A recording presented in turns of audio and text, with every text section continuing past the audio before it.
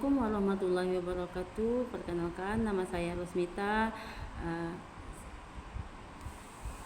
NIM 2310223P. Di sini saya akan menjelaskan tentang keperawatan kritis. Yang pertama, konsep dasar keperawatan gawat darurat atau keperawatan kritis. Pengertian gawat darurat atau KGD yaitu rangkaian kegiatan praktik keperawatan kegawat daruratan yang diberikan oleh perawat dengan komponen untuk memberikan asuhan keperawatan di ruang gawat darurat. Proses gawat daruratan yang meliputi yang pertama itu pengkajian, yang dua perencanaan, yang ketiga pelaksanaan, yang keempat evaluasi, dan yang kelima dokumentasi. PPGD atau penanggulangan penderita gawat darurat yaitu suatu pertolongan yang cepat dan tepat untuk mencegah kematian maupun kecacatan. Berasal dari istilah critical ill patient atau pasien kritis gawat dan emergency patient atau pasien darurat. Tujuan PPGD yaitu mencegah kematian dan kecacatan atau to save life and limb pada penderita gawat darurat hingga dapat hidup dan berfungsi kembali dalam masyarakat sebagaimana mestinya. Yang kedua, merujuk penderita gawat darurat melalui sistem rujukan untuk memperoleh penanganan yang lebih memadai. Yang ketiga, menanggulangi korban bencana. Adapun penderitaan gawat darurat seperti kematian dapat terjadi bila seseorang mengalami kerusakan atau kegagalan dari salah satu sistem organ di bawah ini, yaitu yang pertama susunan saraf pusat, yang kedua pernapasan, yang ketiga kardiovaskuler, yang keempat hati, yang kelima ginjal, dan yang keenam pankreas. Penyebab kegagalan organ yang pertama trauma atau cedera, yang kedua infeksi, yang ketiga keracunan atau poisoning, yang keempat degenerasi atau failure, lima aspikasi, yang keenam kehilangan cairan dan elektrik dalam jumlah besar, dan lain-lain. Kematian klinis adalah itu otak kekurangan oksigen dalam waktu 6-8 menit terjadi gangguan fungsi sifat reversible. Mati biologis biasanya terjadi pada otak kekurangan oksigen dalam kurun waktu 8-10 menit terjadi kerusakan sel yang bersifat irreversible. Kategori kasus penyebab kematian yang pertama immediately life-threatening case. Yang pertama obstruksi total napas, yang kedua asfixia, yang ketiga keracunan CO2, yang keempat tension pneumotoraks, yang kelima henti jantung, yang keenam tampon jantung. Potential life-threatening case yang pertama ruptur rektum, bisa dilihat di gambarnya. Yang kedua kontusio jantung atau paru, yang ketiga pendarahan pasif, yang keempat koma. Kelompok kasus yang perlu penanganan segera karena adanya ancaman kecacatan, yang sindrom kompartemen. Faktor penentu keberhasilan pegawat darurat, yang pertama kecepatan menemukan penderita gawat darurat, yang kedua kecepatan meminta pertolongan, yang ketiga kecepatan dan kualitas pertolongan yang diberikan di tempat kejadian dalam perjalanan ke rumah sakit, dan pertolongan selanjutnya di puskesmas atau di rumah sakit. Filosofi dasar penanganan gawat darurat, yang pertama universal, yang kedua penanganan oleh siapa saja, yang ketiga penyelesaian berdasarkan masalah.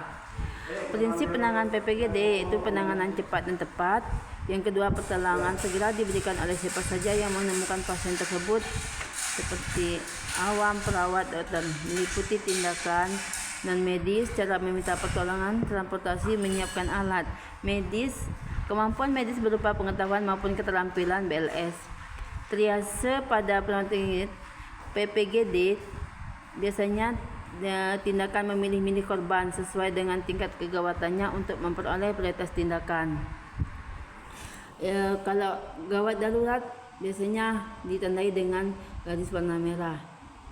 Biasanya kelompok pasien yang tiba-tiba berada dalam keadaan gawat atau akan menjadi gawat yang terancam nyawanya atau anggota badannya yang akan menjadi cacat bila tidak mendapat pertolongan secepatnya.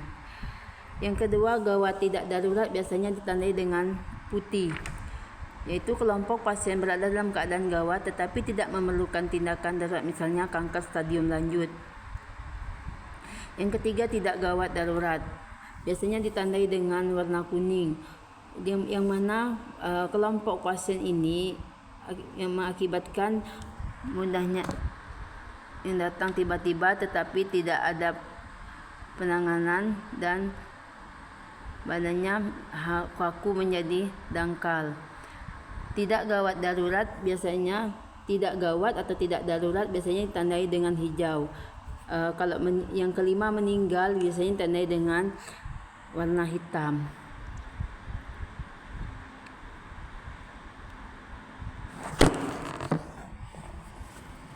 Yang ketiga, resusitasi pada kasus dengan henti napas dan henti jantung. Pada kasus-kasus tanpa henti napas dan henti jantung, maka upaya penanganan harus dilakukan untuk mencegah keadaan tersebut, misal pasien koma dan pasien dengan trauma inhalasi atau luka bakar grade 2 dan 3 pada daerah muka dan leher. Peran dan fungsi perawat gawat darurat, yang pertama biasanya fungsinya independen atau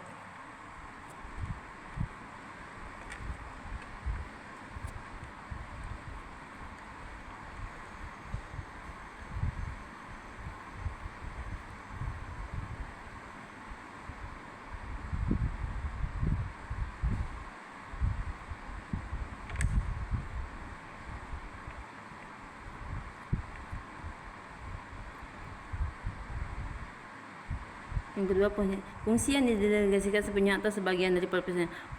Yang ketiga, fungsi kolaboratif, kerjasama saling membantu dalam program kesehatan seperti perawat sebagai anggota tim kesehatan.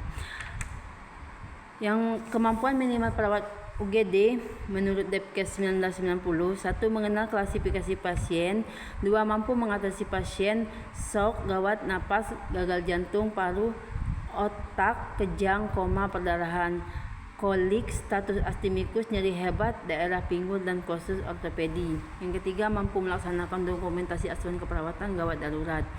Yang keempat, mampu melaksanakan komunikasi internal, eksternal, dan internal. Aspek hukum dalam KGB, pemahaman terhadap hukum dalam KGB bertujuan meningkatkan kualitas penanganan pasien dan menjamin keamanan serta keselamatan. Aspek umum menjadi penting karena konsensus pertimbangan pasien pelayanan medik. Tuntutan hukum dalam praktek KGB biasanya berasal dari 1. Kegagalan komunikasi, yang kedua, ketidakmampuan mengatasi dilema dalam profesi.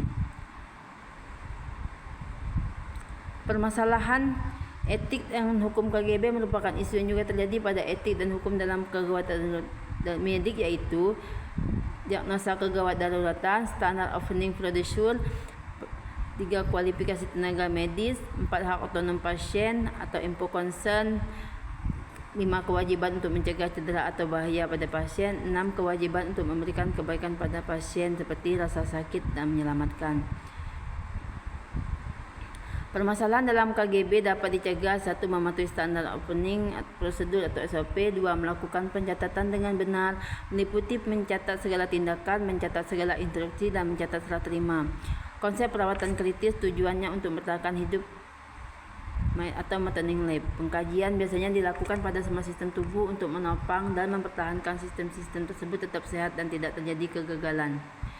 Yang ketiga, diagnosa perawatan ditegakkan untuk mencari perbedaan serta mencari tanda dan gejala yang sulit diketahui untuk mencegah kerusakan dan gangguan yang lebih luas. D adalah perencanaan keperawatan ditujukan pada penerima dan adaptasi pasien secara konstan terhadap status dan selalu berubah.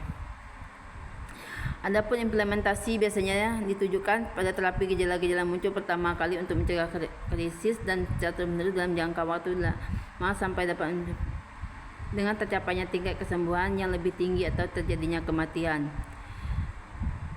Respon individu keluarga terhadap pengalaman perawatan kritis biasanya ditandai dengan cemas, takut, panik, marah, perasaan bersalah, distres spiritual. Isu etik dan legal pada keperawatan kritis. Perawat ruang kritis harus bekerja sesuai dengan aturan yang ada atau standar rumah sakit, standar pelayanan maupun asuhan keperawatan.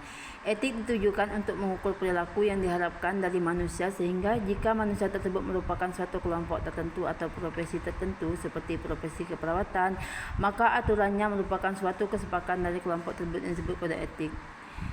Demikianlah penyampaian dari saya tentang keperawatan etis. Terima kasih.